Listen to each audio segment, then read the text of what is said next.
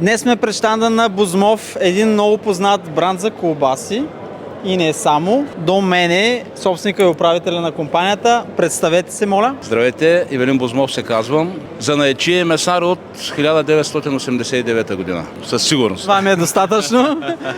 Добре, аз преди години си купувах доста често от вашите продукти. Много бях доволен и все още съм доволен. Може да ми кажете какви са тенденциите в вашия бранш, какво обича българина, в каква посока вървиме като продукция? Тенденциите те винаги са били и ще бъдат да се произвежда и да се търси качество. Макар че последно време хората търсят ниска цена.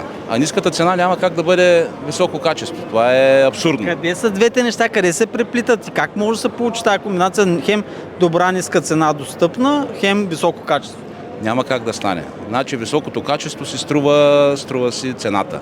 Тоест, който продава много ефтино, най-вероятно... Невъзможно е това нещо. Невъзможно е това нещо да бъде много ниска цена с високо качество. Нещо, което аз правя и го правя от много години, наистина да произвеждам само и само качествени продукти. Единствено залагам на високото качество, на изчистените продукти.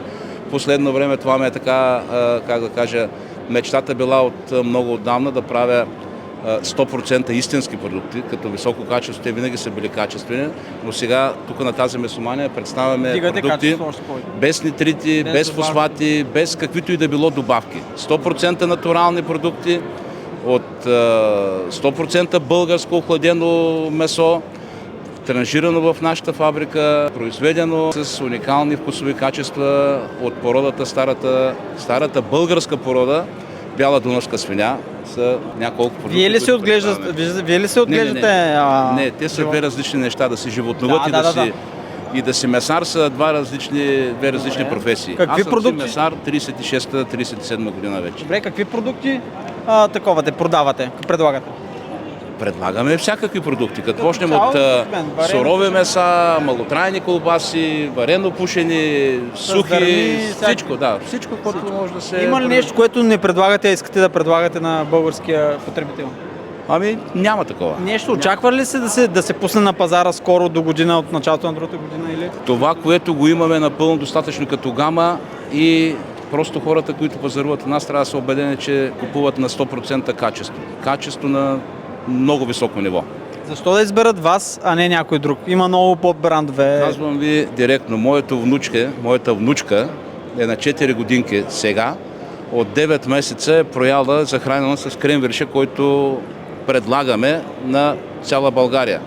И няма нещо, което аз да произвеждам в моята фирма, тя да не може да го консумира. Така че аз съм убеден, че това дете, когато то консумира, мога да предам на всяко едно дете в България, на всеки един човек, и родители, и баби, и дядовци да консумират и се гордея с това, че във всяко семейство на трапезата може да има изключително качествена храна. Изключително. Какво, като наистина голям майстор, какво смятате за мнението на хората за кренвиршите? Че вътре има пилешки кожи, ногти, всякакви щуроти. Ами то мнението си е мнение и то някой наистина има. Този имидж може да се изчисти ногти няма, никога не е имало ногти, но има по-ниско качествени продукти вътре в кренвирша. Той имидж... Какво съдържа един кренвирш при вас?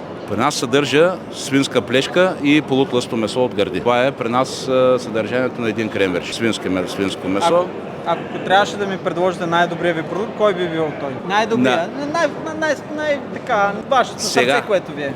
На всеки предлагам, който ми дойде на гости във фабриката, на всеки го изпращам с турбичка с кренвирши. Дори и на вас ще ви сложа сега с кренвирши, защото това се гордея, това е един от продуктите, който говори за качеството на останалите продукти. Така че това е супер качество. Щом кренвирши е качествен, опитайте и всичко останало е още по-качествено. Тоест един така добър бранд, един добър производител на местни колбаси може да се разбере дали е добър по кренвиршите. Не е задължително това нещо. Зависи. Всеки един харесва пастърма, друг харесва малотраен колбас, трети харесва кебабче, кюфте. Няма. Между българските колбаси и, например, италианските, прошуто, чуризо, испанското, примерно и така нататък, има ли място за сравнение?